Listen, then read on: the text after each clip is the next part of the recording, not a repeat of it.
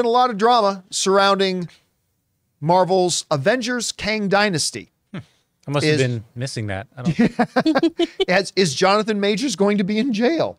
Will they continue on with the Kang storyline? As some reports are saying, are they even going to change the name of that movie altogether? Then the writer they had attached to it, Jeff Loveness, he's gone. They're going to need a new writer.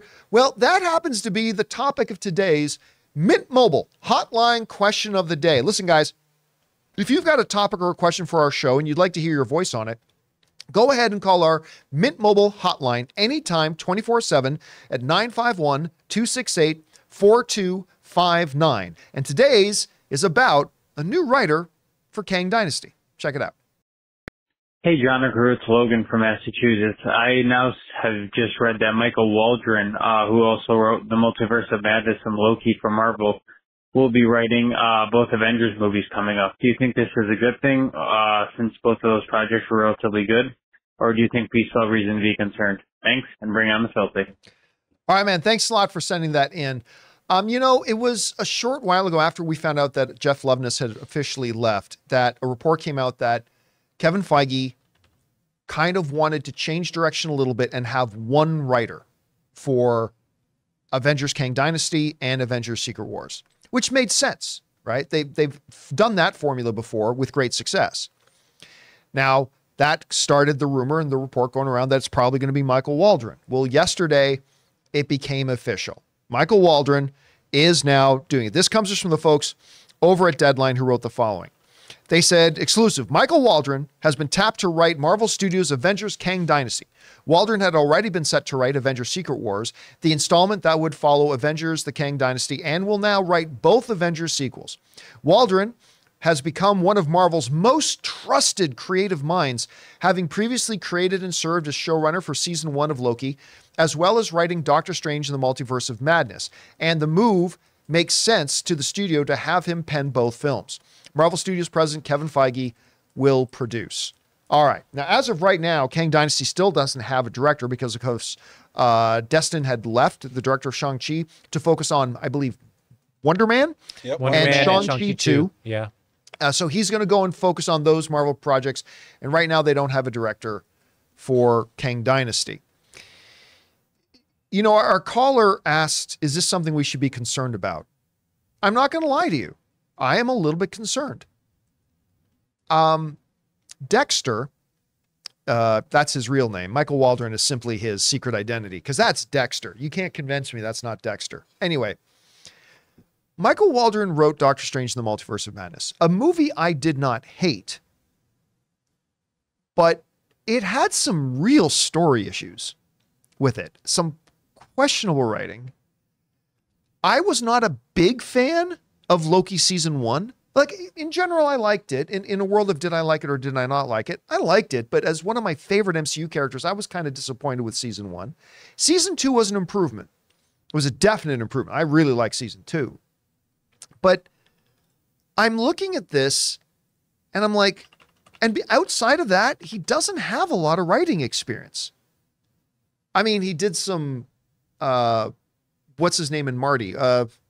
What's Rick and Morty? Rick and Morty, not Marty. He did. Rick and Morty. He wrote a bunch on Rick and Morty, but I mean, so did Jeff Loveness, I think. Yeah. Yeah. And that didn't turn out great. And he doesn't have a lot of credits outside of that. And I'm not trying to crap on Michael Waldron, right? Like, I hope he continues to write. But is this the guy that's ready?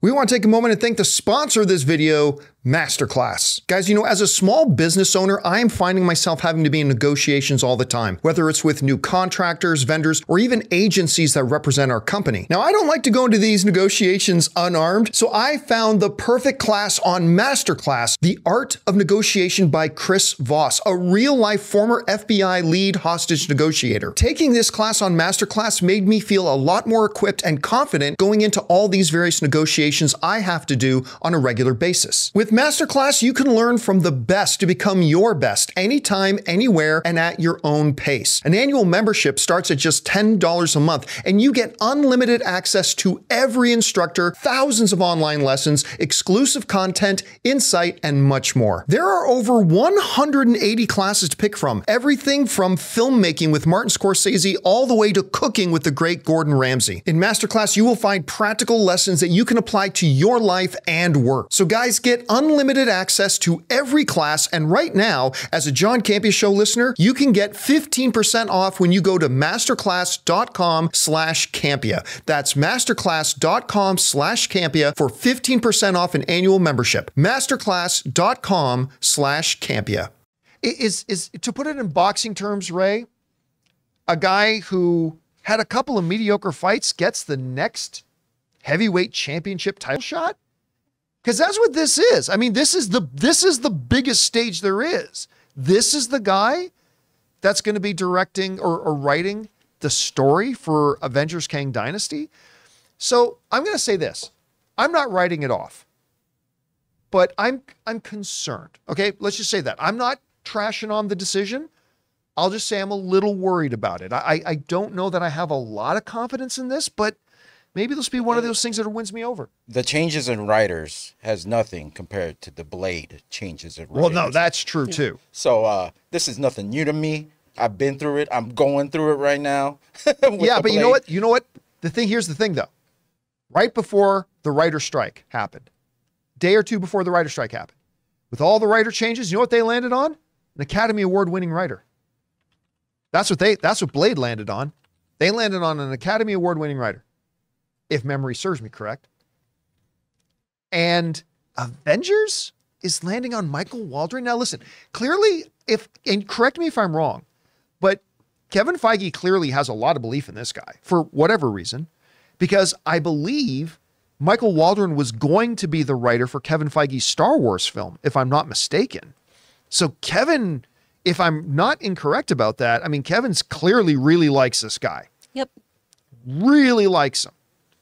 And I'm just saying he must be seeing things that I don't, because listen, I wouldn't be complaining if he was brought on to write another Marvel film. I'm like, oh, okay, Doctor Strange, the Multiverse of Madness, didn't love it, but it had its upside. Let's see what we can do next. I just question giving this guy the big show. This is WrestleMania. Yeah. Like this is. Yeah, but WrestleMania still gives us Roman Reigns as our big thing at the end. Well, that's true too. Come on. I do like that it's the same writer for both of them. I like that move too. In principle, I like that as well. I just don't know that he's the guy to be doing both of these. I like that connected tissue there, and I like the idea of moving from Loki to this as well, because that really was our introduction to Kang, our lead into that. I think you're also able to, the way that season 2 ended, I think makes it so you have a lot of leniency with what you do with Kang as well. So depending on how things go, they can kind of bob and weave and do some things. But I like that through line of all three of them being him, as long as they're good. I liked the quality of season 2.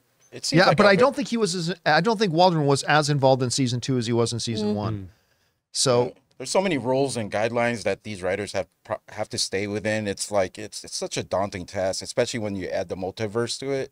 If there's going to be elements of that, I don't envy anyone who has this job of making sure everything fits the way Kevin Feige wants everything to fit. So, well, and let's not forget that there was like some from the major trades reports coming out not long ago that Marvel was going to be moving away from Kang.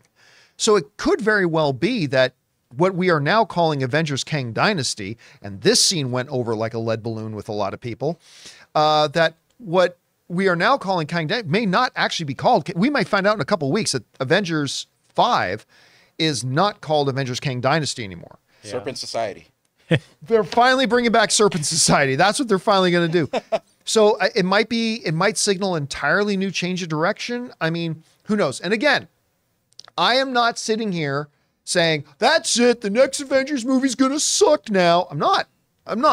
I'm going to give Kevin Feige the benefit of the doubt. He clearly believes a lot in this guy. If I'm going to be honest, I'm a little concerned. That's all. And also, if it is going to stay Kang Dynasty, then we could probably say that Marvel is prepared to replace the role or recast the role Just because they probably thought of the worst possible situation that could happen with Jonathan Majors. And if they still go on and do this story arc, then can we just say that, oh yeah, they're going to recast that role? Not necessarily. No, not necessarily. I mean, I think if they keep going with the Kang character, I mean, look, if Jonathan, we have no idea what's going to happen. I think we have to presume innocence and all that kind of stuff. I'm just saying, if theoretically, in the worst case scenario, Jonathan Majors ends up in jail, well, then they're going to have no choice but to recast. I just don't know that they're even planning on moving forward with Kang. Because again, when you look at the end of Loki season 2, you can easily say, well, that ended the Kang storyline. They ended Loki season 2 with, Mobius and the others saying the TVA is now just about hunting down the Kang variants. Mobius holding for, yeah, well, there's this one, just took care of this one, boom. And that theoretically you could say that was the end of the Kang storyline. If they want to, they could also continue on with Kang if they want, but I'm just still curious to find out if they're going to move forward with Kang at all, or if it's going to be Doom. Oh yeah, well, they have enough time to build a new villain. Well, Doom doesn't, I mean, this one's not supposed to come out till 2026.